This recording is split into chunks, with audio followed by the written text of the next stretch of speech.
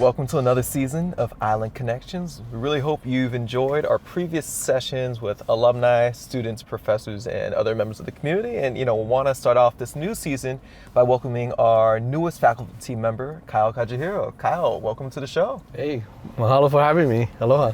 Welcome to the department, Kyle. Yeah. How you doing? Doing good. You okay riding around in the car? Yep, and start of the semester is good too. Yeah.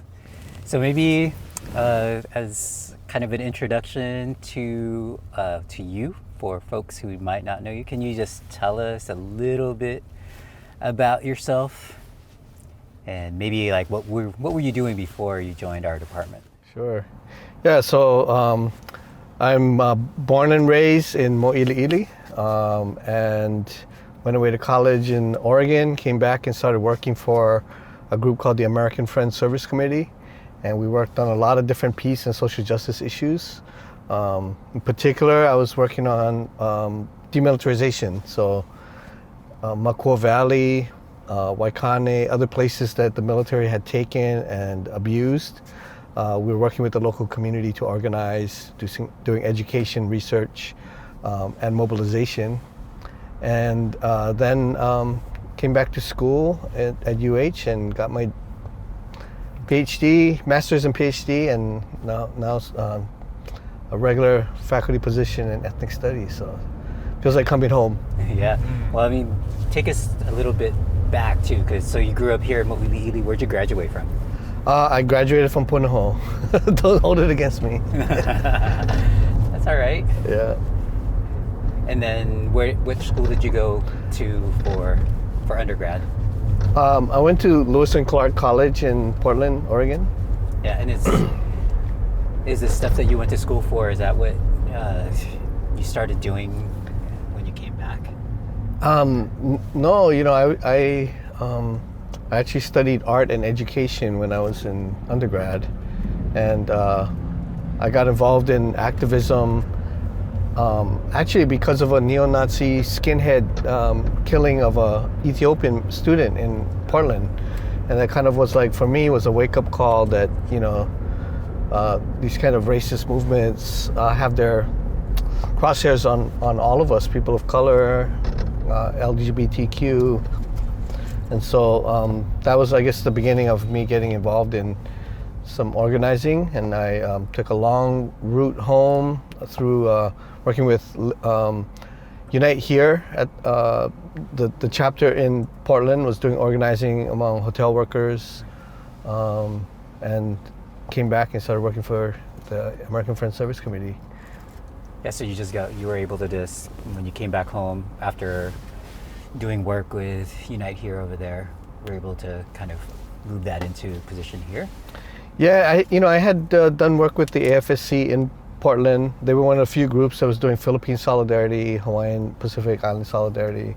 And so I met the folks in the office here, and timing worked out where when I made my deadline for coming home, they had an opening, and so I was able to get that.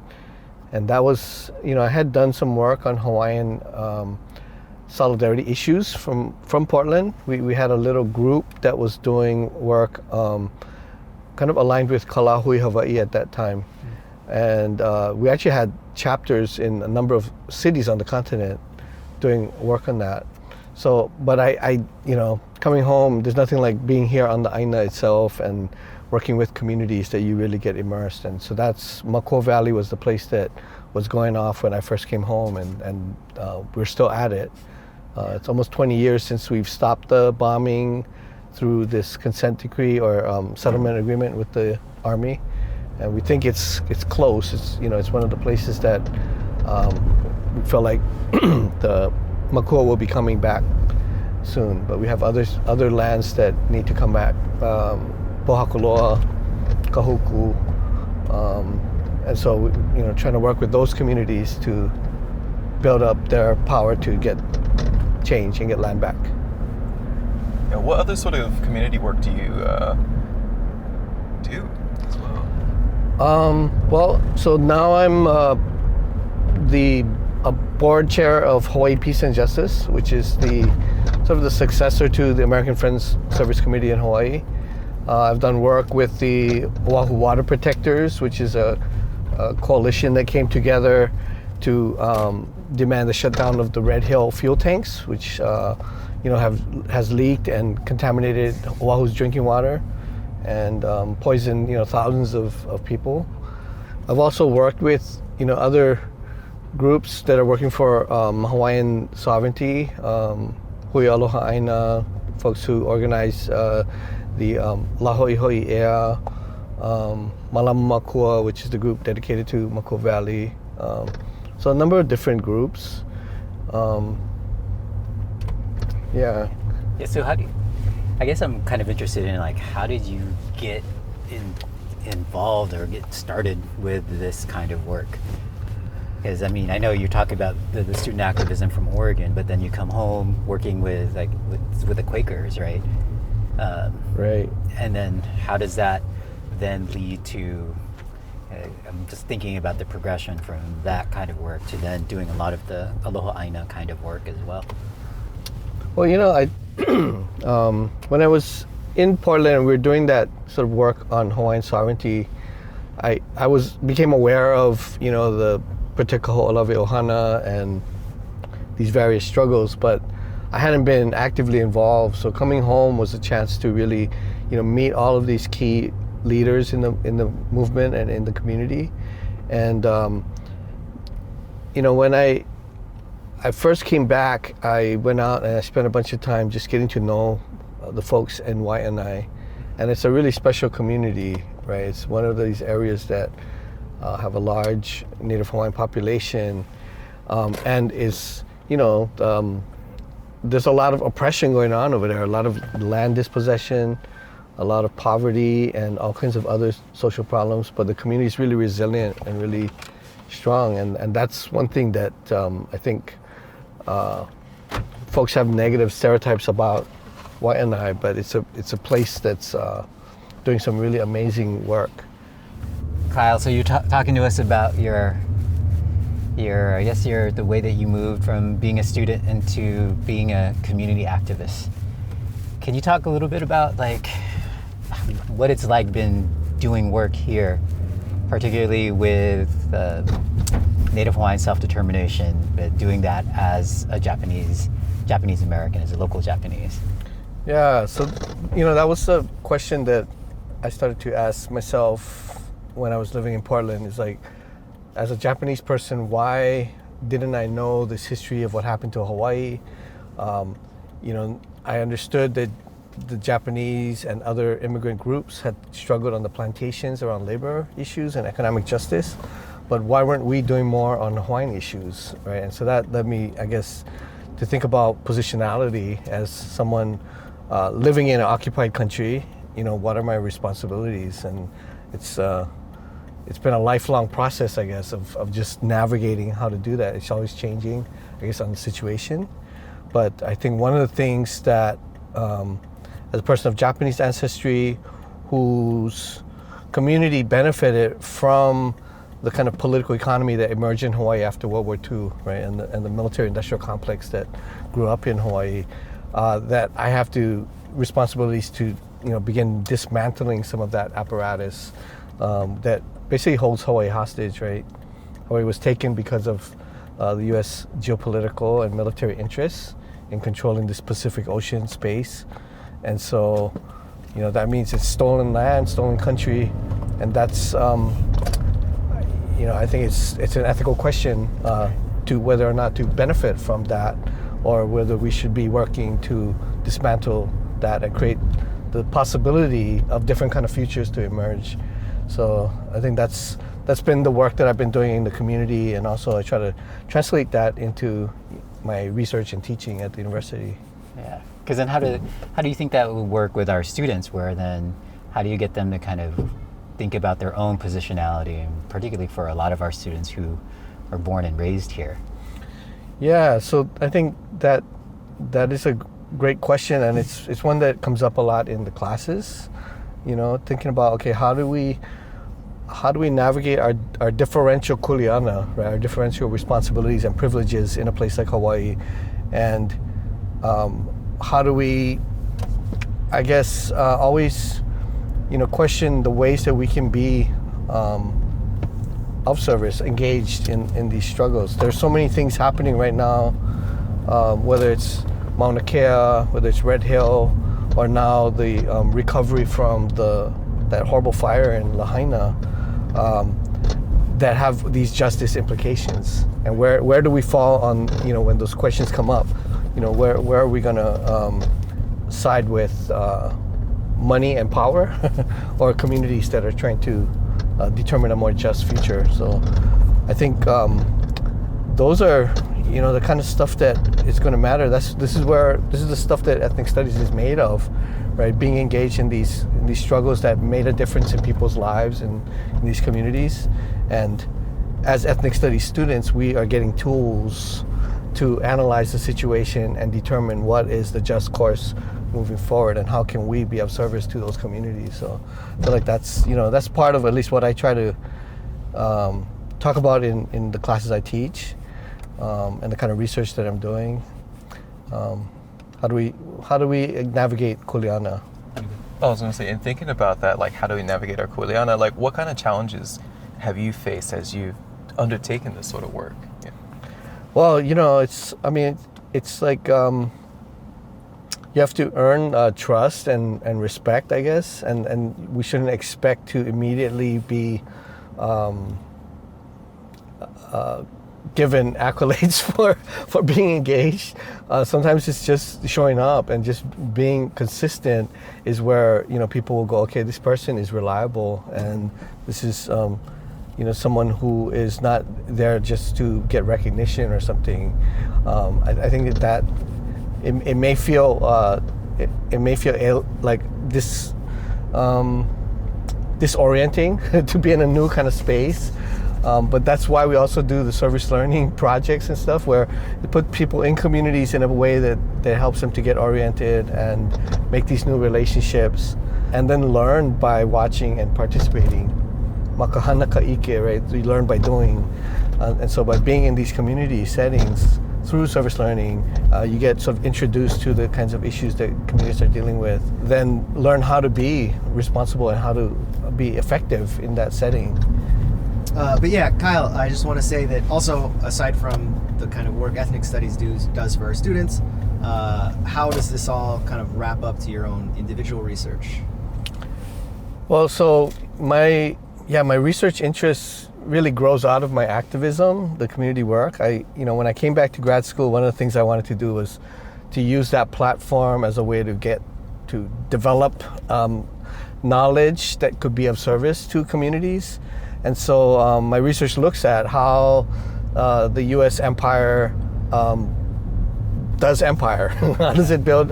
What is its tactics, and its techniques of control and building power, its sources of power, and especially around militarization and the use of lands or misuse of lands, and then also how do communities respond to that effectively? What are the what can we learn from successful movements like the Protect Ho'olawe Ohana, and also how do we adapt to changing circumstances? So my research is looking at all of that. My master's thesis tracked the transformation of Pu'uloa into Pearl Harbor, and what that meant for American Empire, what that meant for Hawaiians, and then how it continues to do work for empire building by sort of making militarism seem innocent. And then the dissertation looked at the Protect Ho'olawe Ohana and how that movement was a pivotal event in in Hawaii's history, where it transformed environmental and cultural protection laws, practices in Hawaii, and sparked, the whole Hawaiian sovereignty movement and resurgence.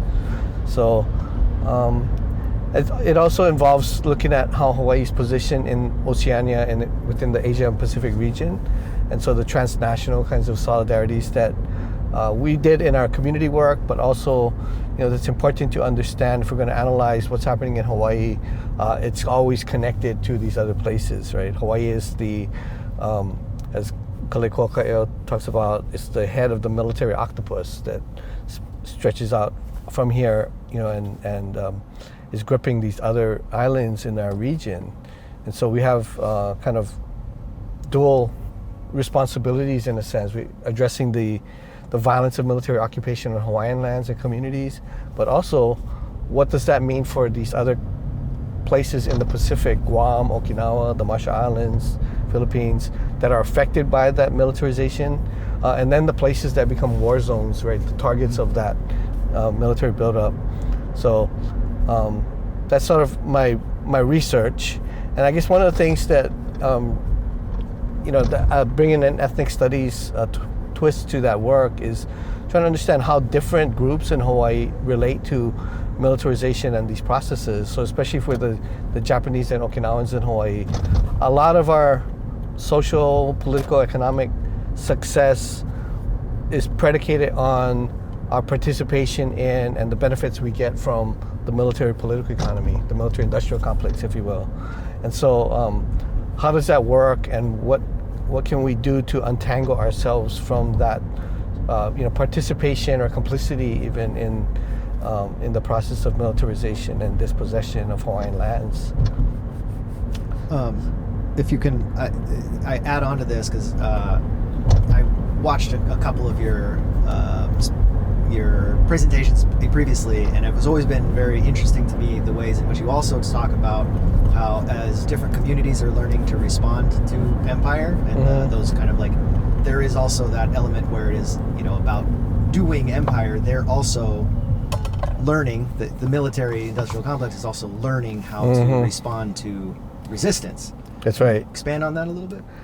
Yeah, I think one of the ways that I've found in my research is that they can buy the knowledge and own the terrain, if you will, the social terrain, by hiring all the consultants who do the environmental reports, hiring the cultural resource people that do the surveys, write the reports that then feed into decision-making processes. And so that's become new since the Preteka Ho'olawe Ohana, which was successful, I think, in articulating like a Hawaiian understanding of place and land. Now it's more contested because the military, and not just the military, also developers too, have become more sophisticated at controlling that knowledge production industry. So by hiring these consultants, sort of owning the field of expertise, they can define what is an issue and what isn't, what's sacred or what's not, or at least they can try. Right? It's always contested, but that's one of the places that we've seen. It's been different with Makua compared to Kaho'olawe, I think. So Kyle, can you relate the things that you're talking about now to the project that you've been doing, the Detours project that you've been doing? Sure. Yeah, so Detours is kind of almost an accident that developed out of practices that we were doing when we had visiting comrades, visiting scholars, students. Oftentimes they would have really good politics, but somehow when they came to visit us in Hawaii, they thought that they were coming to a playground, a paradise, and they were on vacation. Their brains went on vacation when they came here. And it was always frustrating because we wanted to talk about some real issues, and people didn't know. And we had to ask, like, why is that happening? And I guess one of the things we realized is that Hawaii is so, like, what people know of Hawaii is already so saturated with the kind of touristic discourse about Hawaii. It's a sun and surf. It's a multicultural paradise. So people don't think that there's problems, and so there's no reason why they would know anything different because of what they've consumed in the popular media and so forth. And so we had to kind of undo that before we could actually talk about issues. And that's where we started to take folks around and say, okay, let's first just get an orientation to this place, the communities, the issues that we're facing. And we started calling it demilitarization tours or decolonial tours. They got shortened into detours, and we thought, oh, that sort of fits because we're swerving off the normal sort of route that people might take as a tourist in Hawaii. And people heard about it, word of mouth, we got more requests to do it, and so now I have to turn away a lot of requests. Yeah, so then how does something like what we are now by Iolani Palace. Where would Iolani Palace fit in the detours? Yeah, so this is the first stop in most of our detours because it's a living space of Hawaiian sovereignty, right? It's still a space that is contested. If you look up on top of the building, it's one of two state public buildings that has only the Hawaiian Kingdom flag flying, right? There's no American flag flying over it. There's the Pohokaina, these sacred burial grounds, the ahu that was built, the shrine that was built in 1993 on the centennial of the overthrow. Hawaiians brought pohaku, these stones from all over the islands where they came from, and assembled that. And so there you have like a physical prophecy of the nation coming together, right? E iho ana o luna, e pi'i ana o lalo, e hui ana nā moku, e ku ana kapaya. That's which is above will be brought down, that which is below will rise up. The islands will come together, and the walls or the foundation will stand. And so, we come here and to talk about that history of what happened, and it's also the scene of the crime, right? This is where U.S. troops came in across the street there, posted their guns, aimed at the palace, and became the muscle that enabled the overthrow of the Hawaiian Kingdom and allowed these, small group of white businessmen to seize power in Hawaii. And so the contradictions are all sort of in this landscape, and we can tell some of these stories and just set up what the other parts of the tour about the militarization that comes. The other thing that's, I think, important here is to point out how Hawaii, was recognized as a sovereign, independent country that was very modern, very sophisticated in terms of its international relations. And if you look at the pavilion, the coronation pavilion here, it has these the crests and symbols of various countries that the Hawaiian Kingdom had diplomatic relations with. And so just kind of like situating the Hawaiian Kingdom as a global actor at that time, I think is really important. It kind of jars a lot of folks who think about Hawaii as just being Hawaiian and then somehow colonial and taken over. They were doing strategy, and a lot of what was happening with Hawaiian laws and like King Kalakaua sending students abroad to study and learn from the rest of the world, creating a diplomatic presence in many countries around the world. Those were all strategic moves to try to protect Hawaii's sovereignty against being swallowed up, right? Against the big fish that want to swallow the small fish. And for a long time it was successful, but the U.S. wanted Hawaii really bad, right? And used the kind of economic interests of these sugar planters as a kind of leverage to gain a foothold in Hawaii.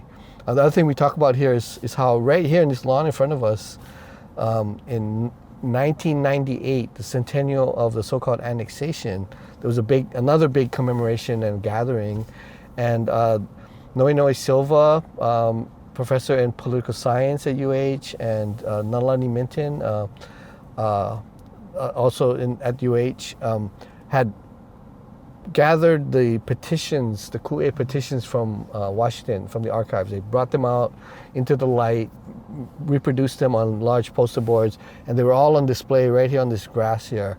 And so if you can imagine thousands of people perusing these petitions with all the names from 1897 to 1898 and finding their ancestors on these boards and then weeping because they didn't know that people had resisted, right? And they didn't know that the petition was successful in stopping annexation. There was never a treaty of annexation. So that blows, when we explain that history to a lot of visitors who don't know the history, it kind of blows their mind because it's like, oh, wait, so how did Hawaii become part of the United States and why, It was basically war, the Spanish-American War, right, creates the emergency. If we want to talk about disaster capitalism, we can also talk about disaster imperialism. It was the emergency of this war that gave them the reason to just seize Hawaii for a military outpost. And so that's kind of the story we tell in this space, how it's a contested space, how it's a living symbol, but it's also the scene of the crime. Yeah, because then how does this all fit into the larger kind of militarization as something that's innocent, as something that's taken for granted? Yeah, I mean, I think we're always told that the military is here to protect us, that the military is good it does good things, and when all else fails, it's always, the military is a necessity for the economy, and never looking at what are the social, environmental, political costs of that militarization and who pays that price, right? Because it's not that the cost is not borne equally by everyone. Some are benefiting, some are getting paid, and others are paying the price. And mostly in Hawaii, who pays the price are Native Hawaiians whose country is gone. So this space becomes kind of that it unsettles that story because this is where sovereignty is still being enacted, it's still being remembered, and it becomes a touchstone for the sovereignty movement.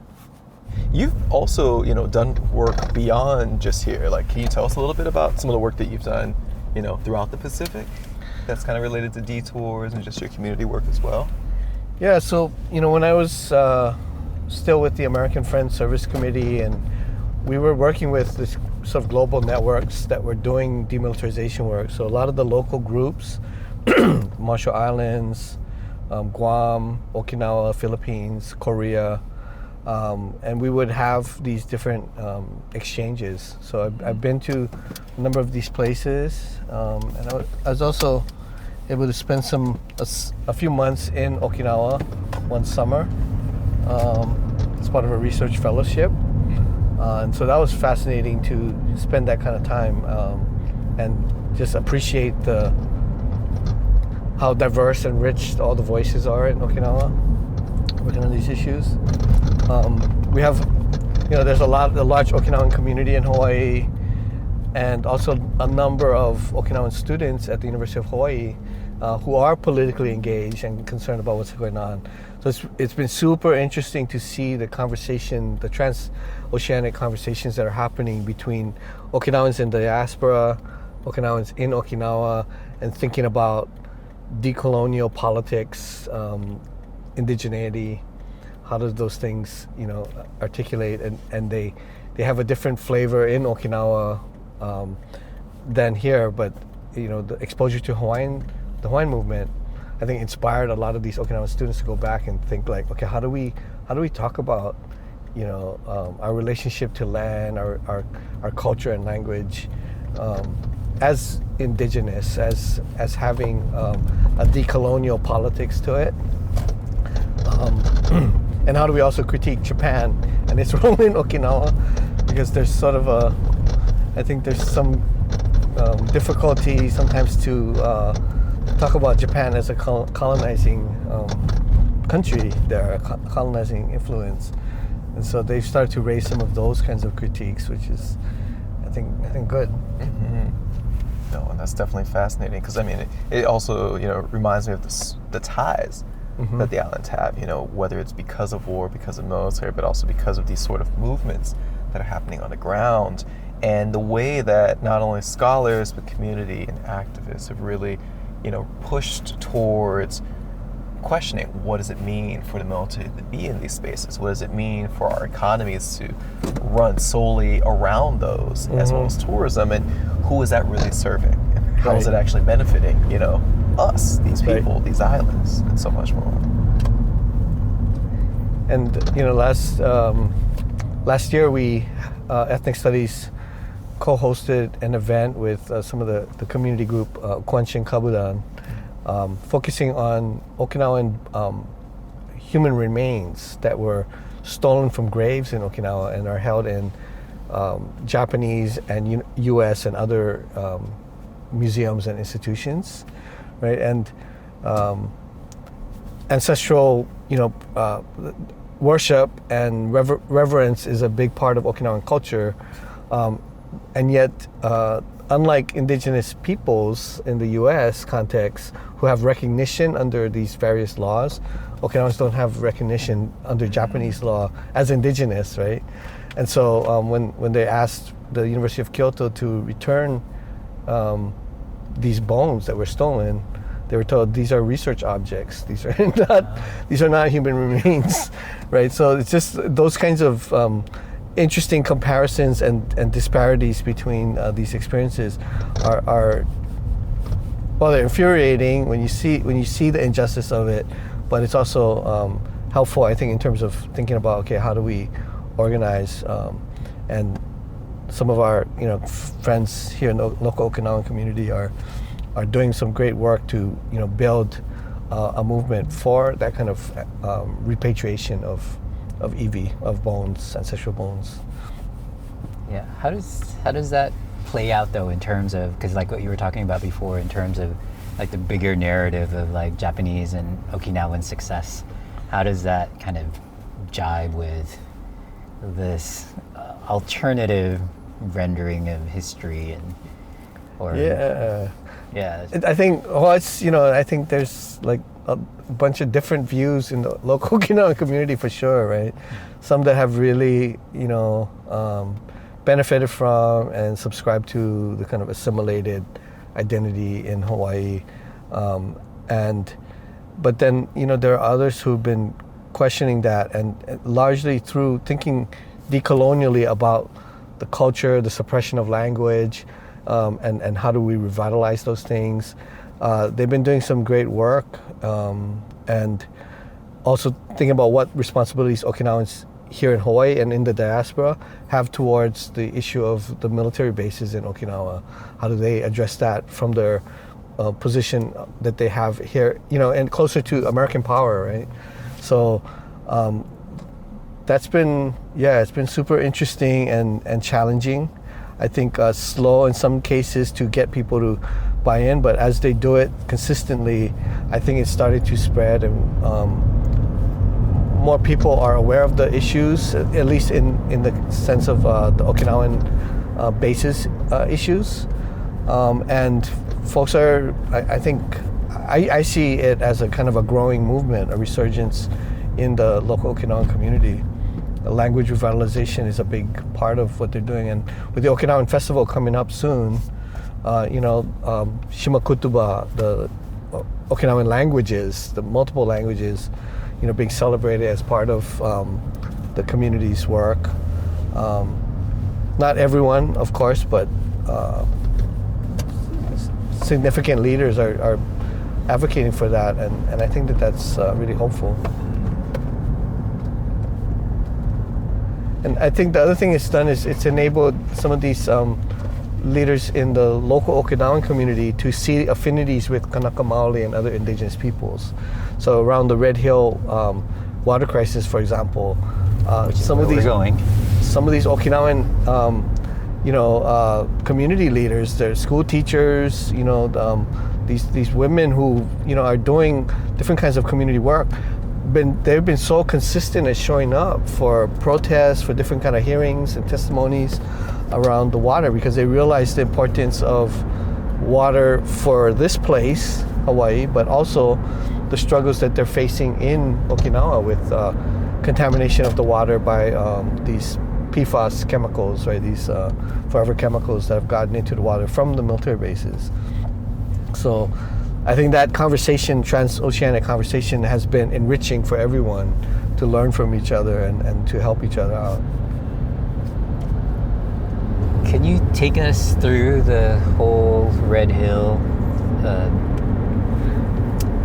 I guess, what's been going on with Red Hill for Yeah, the sure. last several decades, actually, right? Right. Well, so almost 80 years, actually. Yeah. So Red Hill is the Hawaiian name for that landscape is Kapukaki. It sits in the ridge between Moanalua and Halawa valleys. In 1940, between 1940 and 1943, the Navy began a construction project to build a kind of secret, hidden underground fuel storage system. Probably one of the largest in the world. 20 giant tanks were carved out of the solid rock and then clad in steel and concrete. Each tank can hold 12.5 million gallons of fuel, and altogether about 250 million gallons.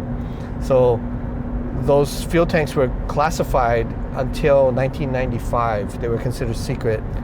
And almost from the beginning, from about 1947, there's recorded leaks and spills from these tanks. So the other thing to keep in mind is that these tanks are built 100 feet above the Pearl Harbor Aquifer, which is the main water source, drinking water source for Oahu. Supplies about 20% of Honolulu's drinking water, all the way from Moanalua out to Hawaii Kai. And so it's like a ticking time bomb over our water, our drinking water. And we don't know exactly how much fuel has spilled over the years or how many spills they've had. But more recently, in 2014, there was a 28,000 gallon leak. And that was really the first time that many of us had a understanding of what was at stake here. First time that the military released information, various reports of spills and leaks. But then they kind of were able to kind of put it back under wraps for a while and sort of manage the crisis to make it look like they were handling things. And then in 2021, there was another catastrophic spill where about 20,000 gallons of fuel leaked out. And so this time, it escaped their system and got into the water source for the Navy's drinking water system. And that serves 90,000 military families and other civilian users of the military's water system. So people started reporting on Thanksgiving Day, they started smelling gasoline in their water. So it smells like a gas station, itching, burning, headaches, all kinds of symptoms that they couldn't explain, and they started reporting it, but the Navy command just kind of brushed it off as, there's nothing wrong with the water, it's totally fine, until they tested it, and sure enough, the water source had been contaminated. And so that well was shut down. The Board of Water Supply had to shut down its water shaft, which is about a mile away from it, because they didn't want to suck the contaminated water over to their pumps. And so that created a water shortage for Oahu, where they were asking for people to reduce water consumption by 10% so that we didn't cause salinization of various wells. They're exploring other options of drilling wells for water, because they don't know if they'll ever be able to open the Halawa shaft again. And so it's had a cascading effect, and the tanks are still full of fuel, but because of community, the outpouring of community opposition and demands that they shut down Red Hill, in March 2022, the Secretary of Defense, Austin, made the decision to permanently shut down Red Hill fuel tanks. So that was a win, but it's still a threat, and they're just beginning the process of defueling. It's taking them a while to fix the tanks so that they can be safely defueled, and I think even like this week, they finally started to do the process of removing some of that fuel. So hopefully by the end of the year, the tanks will be mostly empty. There'll still be some residual fuel in there. And as we're passing this area here near Moanalua, these are all areas that are affected by military developments of various kinds.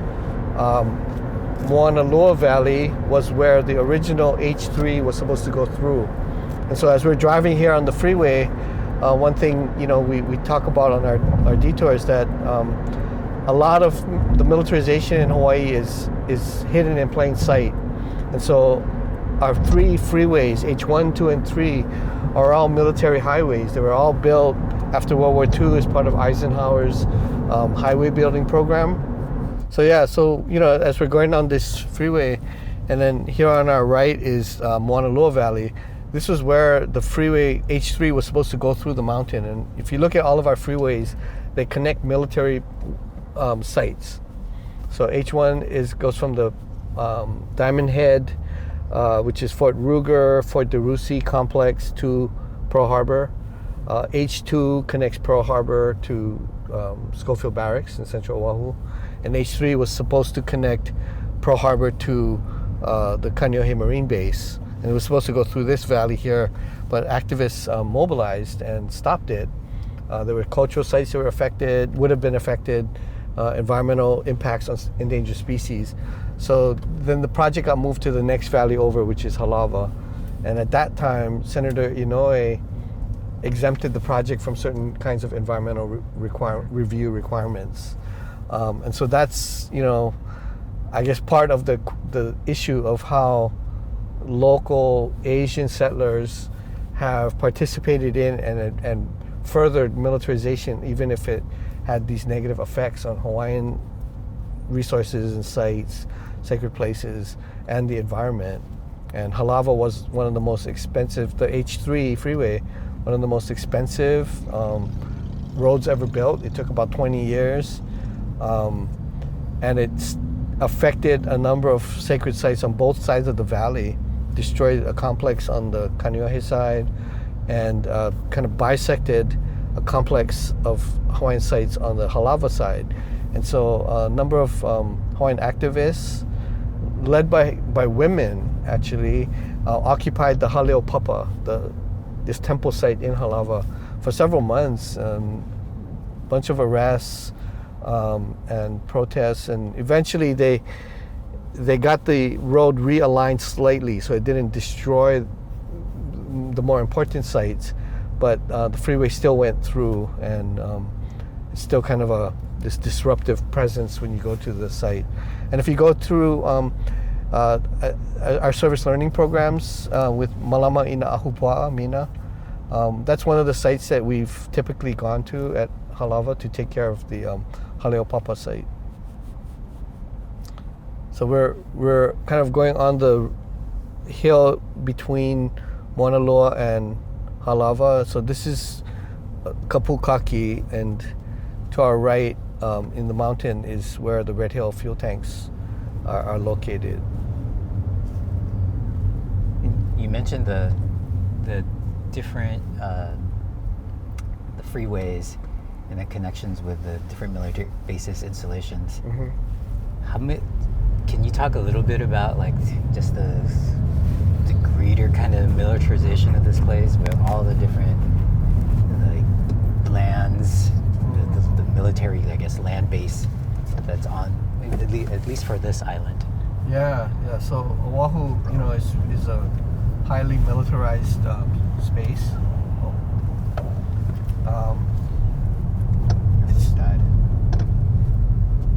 There's about a quarter of Oahu is controlled by the U.S. military, and so that's kind of similar to the percentage of Guam and Okinawa that are under U.S. military control.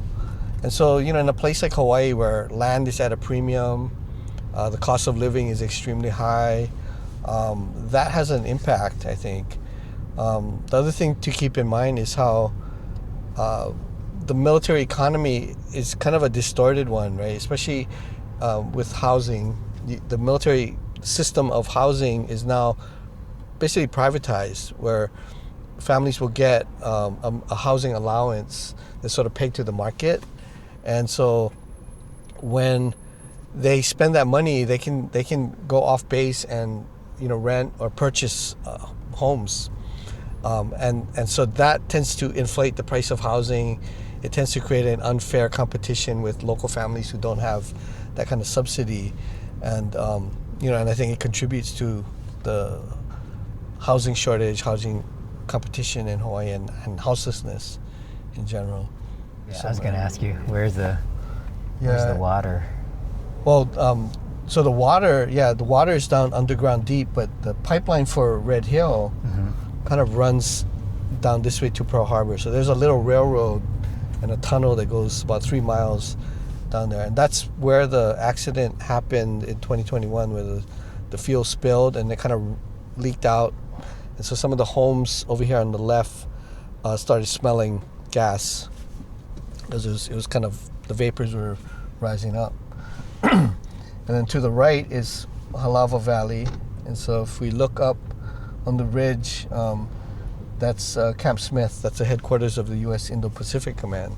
So oldest and largest of the unified commands, spans from the west coast of North America to the Indian Ocean and from Alaska, and includes the continent of Antarctica under its area of responsibility. So, Kyle, can you take us through the organizing to around Red Hill? Around Red Hill, and then forcing the military to actually release data. I was going to say, can you actually, in adding to that, can you also talk a little bit about how students became involved and how you and others, I guess, what you noticed about the student involvement and support?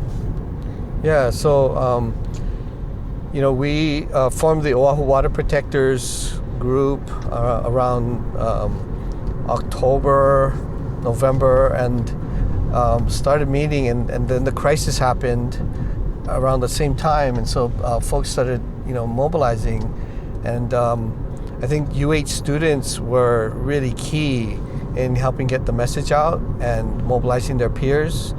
I think one thing, the Hawaiian students were already sort of primed because of Mauna Kea and these other issues, that they immediately got it, and especially when we start to articulate like what the Hawaiian groups were doing, like Ka'ohewai was another group that formed Native Hawaiians, Oloi Kawai, because life is possible because of water, right? Water is life. And so that, I think, resonates with a lot of people, and it became kind of a unifying theme, I think, where it was, everyone was affected. We have differential impacts, but it's still something that everyone needs fresh water. And so the students got on it, started educating themselves and their peers, started doing petitions and protests, weekly vigils, different kinds of educational events.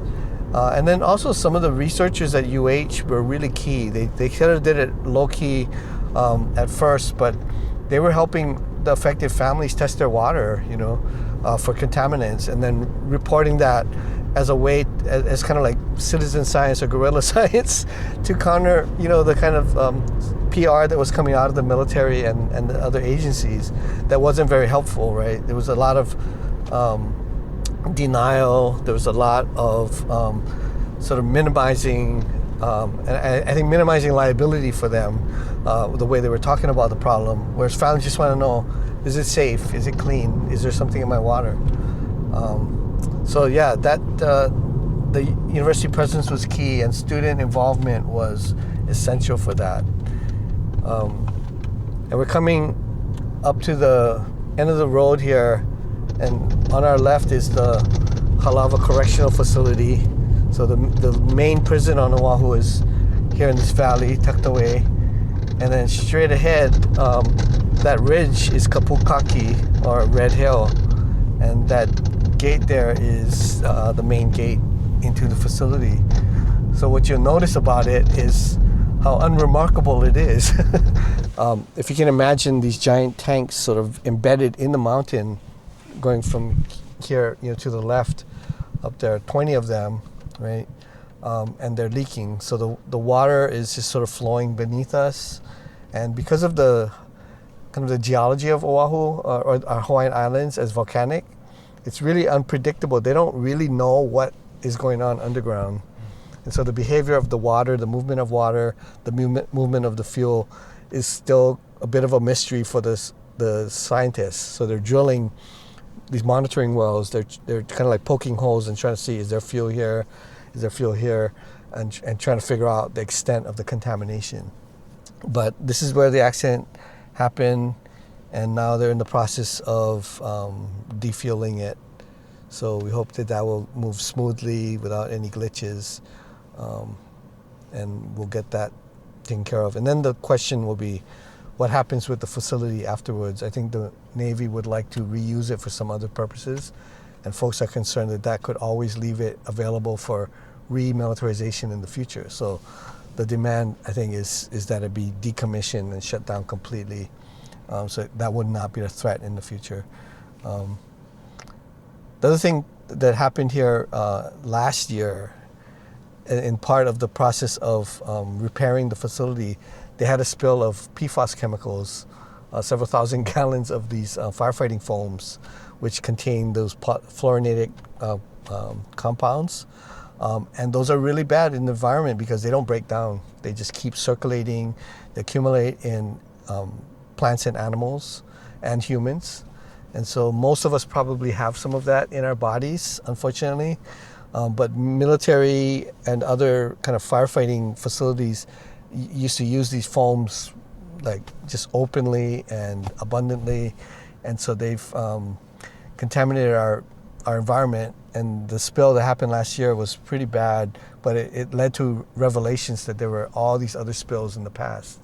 So we're only beginning to learn the full extent of the PFAS contamination problem in the islands. Yeah, but here's Red Hill. Don't drive through the gate, Ethan. Not trying to.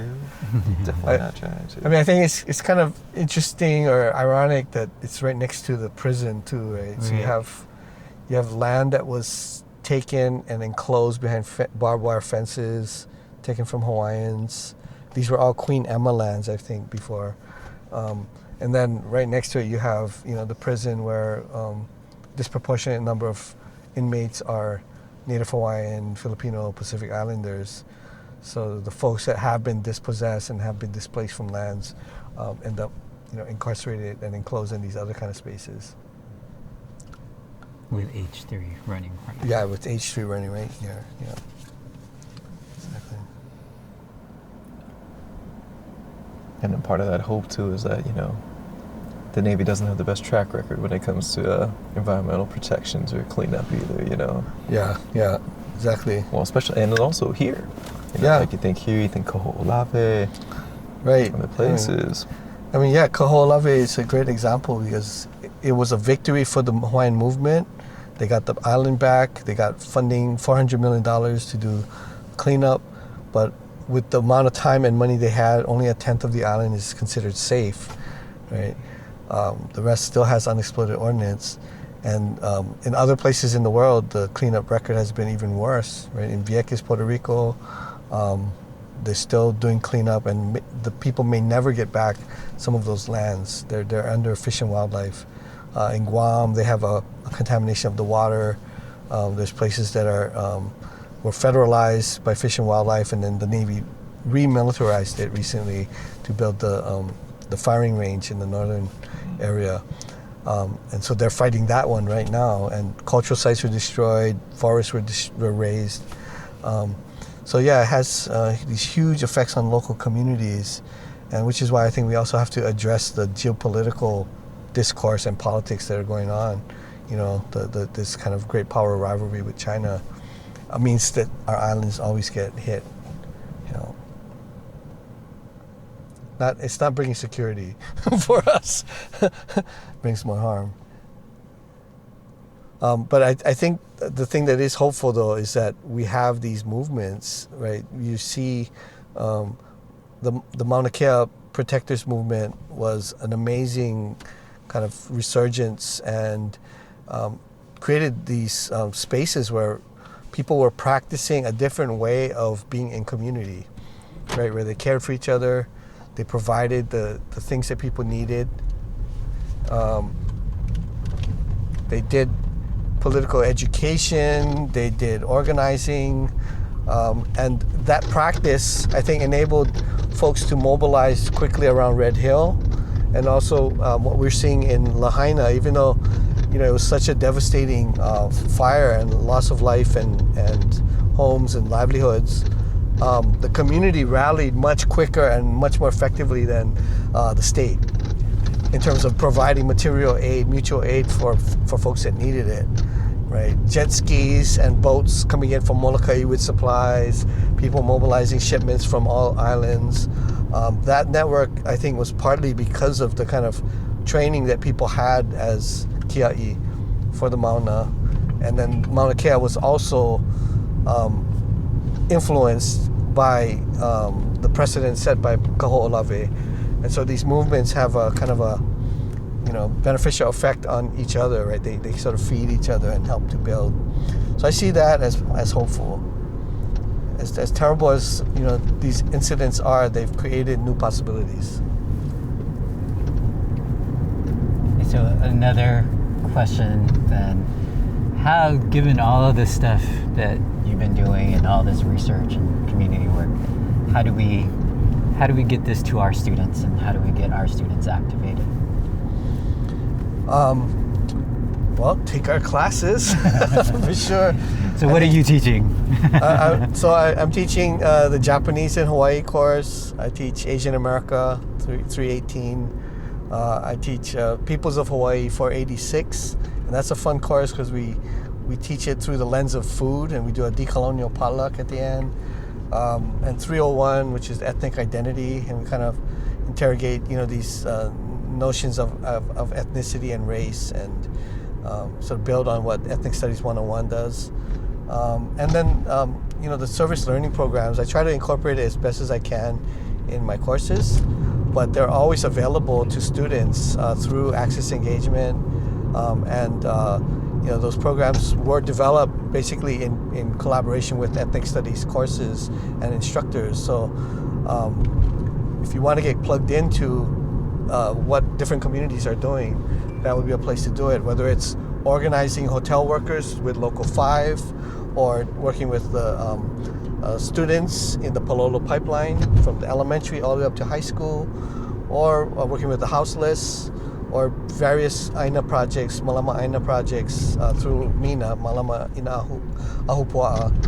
Those are all opportunities to get engaged and then get involved with the student groups on campus. I think the Ethnic Studies Student Association is a great place. I've been working with some other students to create a new RIO that is organizing around these issues of demilitarizing lands and getting land back. So hopefully we'll get that going this semester and invite folks to get involved. All right. On that note, Kyle, I want to thank you once again for joining us on Island Connections. Folks, be sure to stay tuned in for our next episode coming up, and we look forward to driving again. All right. Aloha. Thank you.